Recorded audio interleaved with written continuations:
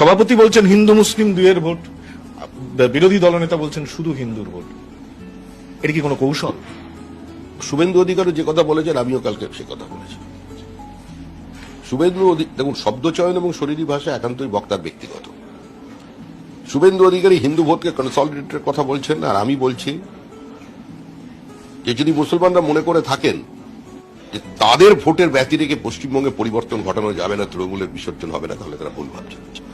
আমি শুভেন্দু অধিকারীর শব্দের সঙ্গে একটা শব্দ খালি যোগ করে দিচ্ছি যে আপনারা আয়নার সামনে দাঁড়িয়ে নিজেকে দেখুন, আজ থেকে 14 বছর আগে কোথায় ছিলেন, কোথায় এসে দাঁড়িয়েছে। আমাদের লড়াই হচ্ছে একটা ধর্মান্ধ ইসলামিক ফ্যাসিজমের বিরুদ্ধে।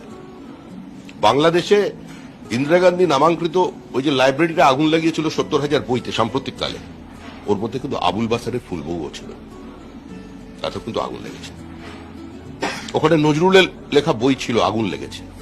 ওখানে আমাদের সৈয়দ মুস্তাফা সিরাজ, সৈয়দ মুস্তাফা আলী বই ছিল, আগুন লেগেছে। এস ওয়াজিদ আলীর বই ছিল, আগুন লেগেছে।